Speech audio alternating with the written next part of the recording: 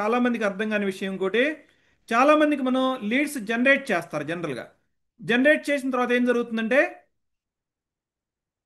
ఆ లీడ్స్ని సేల్స్ అనేది మనం ఒక 2-3% అనేది చేయగలుగుతాం అక్కడ.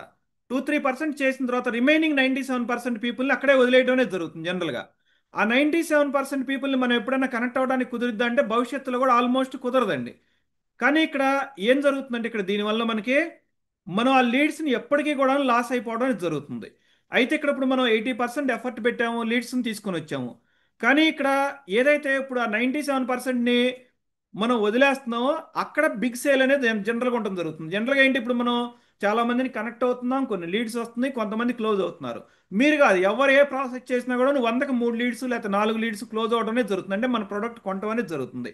కానీ బిగ్ మనీ అనేది ఏదైతే మిగిలిన 95% ఉందో, 96% ఉందో దాంట్లో ఉండటం అనేది జరిగింది. అయితే ఇప్పుడు చాలామంది దాన్ని రికగ్నైజ్ చేయరు, మళ్ళీ హార్డ్ వర్క్ చేస్తూ ఉంటారు. రిమైనింగ్ పీపుల్ ఎవరైతే ఉన్నారో కొత్త పీపుల్ని ఎప్పటికప్పుడు చేంజ్ చేస్తూ ఉంటారు. ఏది బెటర్, మనకి కొత్త పీపుల్ని న్యూ పీపుల్ని చేంజ్ చేయడం బెటర్ అంటారా ఎప్పటికప్పుడు? లేదు అంటే కనుక ఎగ్జిస్టింగ్ ఎవరైతే ఆల్రెడీ హ్యాండ్ రైజ్ చేసి వచ్చారో వాళ్ళు డిఫరెంట్ రీజన్స్ వల్ల పర్చేజ్ చేయకుండా పోయారు, మనం వాళ్ళని ఫాలో అప్ చేయడం బెటర్ అంటారా? ఓల్డ్ పీపుల్ అని చెప్తున్నారు రజిత్ గారు ఇక్కడ. ఎస్ అండి. ఓల్డ్ పీపుల్ ఫాలో అప్ చేస్తే మనకి అక్కడి నుంచి రిజల్ట్స్ రావడం జరుగుతుంది. చాలామంది ఏం చేస్తారంటే ఆల్రెడీ ఎఫర్ట్ అంతా పెట్టేశారు, బడ్జెట్ పెట్టేశారు, కానీ ఇక్కడ ఈ రిమైనింగ్ పీపుల్ని ఇచ్చేయరు. రిమైనింగ్ పీపుల్ మనం ఫాలో అప్ చేయాలంటే ఏం చేయాలి? మనకు ఒక ప్రాపర్ బ్యాక్ అండ్ సిస్టమ్ అనేది ఇక్కడ ఉండాలి. ఇక్కడ అంటే ఏంటి, మనం వాళ్ళ పేర్లన్నీ కూడా ఒక చోట పెట్టుకొని వాళ్ళు ఏ స్టేజ్లో ఉన్నారనేది క్లియర్గా ఐడెంటిఫై చేయగలగాలి. చాలామంది ఏంటంటే వాట్సాప్ గ్రూప్లోనో లేకపోతే పెడతారు. వాట్సాప్ గ్రూప్లో మనం 4 రోజులు అయిపోయింది, ఆ కాంటాక్ట్ ఎప్పుడు వచ్చింది మనం రికగ్నైజ్ చేయగలుగుతామా? చేయలేము. మాన్యువల్గా రాస్తాం, చేయగలుగుతామా? లేదు ఇక్కడ. అయితే ఇప్పుడు వాటిని ఒక ప్రాపర్ సిస్టంలో పెట్టి మనం ఫాలో అప్ చేయగలిగితే ఎట్లా ఉంటుంది? అయితే దానికి ఒక సిస్టమ్ మనకి వర్క్ అవుతే ఎట్లా ఉంటుంది? ఇప్పుడు ఆ సిస్టమ్ చెప్పేది నేను ఇక్కడ. ట్రాఫిక్ సిస్టమ్, తర్వాత ఆప్టిన్ సిస్టమ్, తర్వాత అట్లాగే నర్చర్ సిస్టమ్. ఈ నర్చర్ సిస్టమ్ అనేది ఏం చేస్తుందంటే మనకి వాళ్ళని ఫాలో అప్ చేయడం అనేది జరుగుతుంది.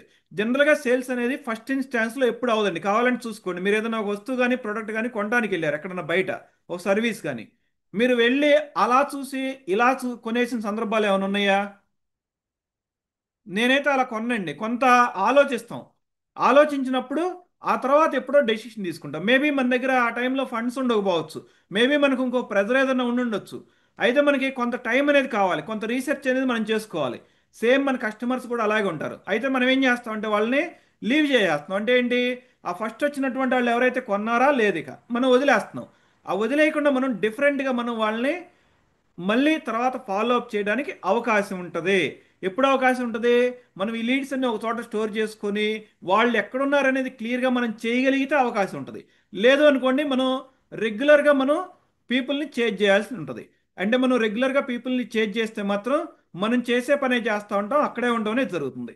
అయితే ఇక్కడ చూస్తే కనుక మనం ఈ సిస్టంలో మనం ఎప్పుడైతే ఆప్టింగ్ చేసాం, తర్వాత అట్లాగే నర్చరింగ్ ప్రాసెస్ అనేది బిల్డ్ చేసుకున్నాం, ఈమెయిల్ కావచ్చు, లేకపోతే ఆటోమేషన్ కావచ్చు, లేకపోతే ఇంకొక పర్సన్ని అడాప్ట్ చేసుకోవడం కావచ్చు, తర్వాత అట్లాగే సేల్స్.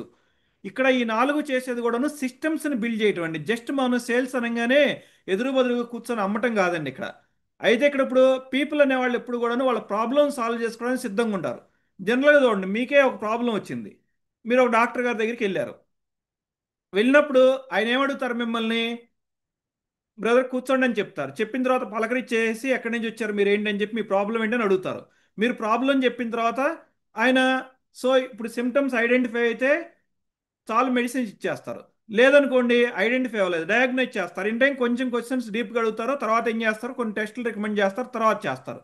అంటే ఇక్కడ నేను అనేది ఏంటంటే ఇప్పుడు ప్రాబ్లం డాక్టర్దా పేషెంట్దా అని చూస్తే కనుక ఇక్కడ పేషెంట్దే ఉంటుంది. ఇక్కడ పేషెంట్ అంటే ఎవరు? మన కస్టమర్. ఇక్కడ మన కస్టమర్కి ఒక ప్రాబ్లం ఉంది, మార్కెట్లో చాలా అవకాశాలు ఉన్నాయి, కానీ నీ దగ్గర ఎందుకు కొనాలి? ఇది నువ్వు డిఫైన్ చేసుకోకపోతే మాత్రం నీ సేల్ అనేది పక్కన ఎవరైతే ఆల్రెడీ ఇక్కడ ఈ సిస్టమ్స్ కావచ్చు వీటిని అడాప్ట్ చేసుకుని ఉన్నారు అడ్వాన్స్డ్ సిస్టమ్స్ని, వాళ్ళకి అనేది కోల్పోవడం జరుగుతుంది మనం. ఓకేనా?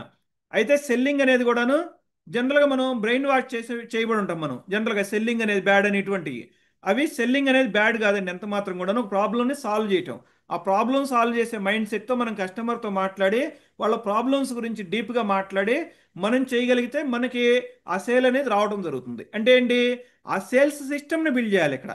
సేల్స్ సిస్టంలో ఏమేమి ఉంటాయి ఇక్కడ, అది చూద్దాం ఒకసారి ఇక్కడ.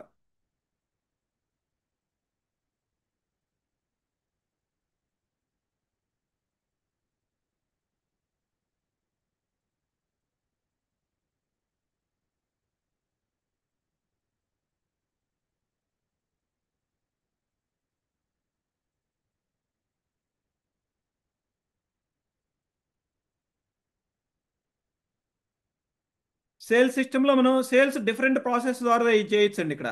టెలికాలింగ్ చేయొచ్చు, వన్ టు వన్ డైరెక్ట్గా చేయొచ్చు, వన్ టు వన్ ఆన్లైన్లో చేయొచ్చు, తర్వాత అట్లాగే వన్ టు మెనీ చేయొచ్చు, వర్క్షాప్స్ ద్వారా కావచ్చు, వెబినార్ ద్వారా కావచ్చు, లేదు అంటే కనుక హైబ్రిడ్ పద్ధతిలో చేయొచ్చు. ఏదైనా ఒక పెద్ద వీడియో కానీ ఏదైనా క్రియేట్ చేసిన తర్వాత మనం అక్కడి నుంచి one to one call for చేయొచ్చు. లేదు అంటే కనుక వన్ టు వన్ మనం కనెక్ట్ అయిన తర్వాత ఒక వెబినార్ అటెండ్ అవ్వండి, ఒక మాస్టర్ క్లాస్ అటెండ్ అవ్వండి అని చెప్పొచ్చు. లేకపోతే ఫోన్లో కనెక్ట్ అయిన తర్వాత ఒక సేల్స్ ప్రాసెస్ రమ్మని చెప్పొచ్చు. ఇట్లా ఇట్లా డిఫరెంట్ డిఫరెంట్ ప్రాసెస్ అనేది ఉండడం జరుగుతుంది. అయితే ఇక్కడ మనం వీటిని వన్స్ ఈ సిస్టమ్ బిల్డ్ చేస్తే కనుక ఇది మన బ్యాక్గ్రౌండ్లో కూడా వర్క్ చేస్తూ ఉంటే ఎట్లా ఉంటుంది? అసలు ఎంతమంది కావాలనుకుంటున్నారు అటువంటి సిస్టమ్ ఒకటి ఉంటే మనకు బాగుంటుంది అని చెప్పేసి?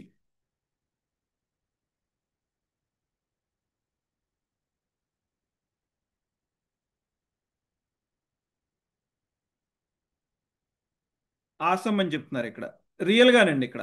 అయితే నేను ఇక్కడ క్రియేట్ చేసినటువంటి ఒక చిన్న సిగ్నేచర్ రోడ్ మ్యాప్ ద్వారా నేను 11,000 లీడ్స్ని జనరేట్ చేయడం అనేది జరిగింది.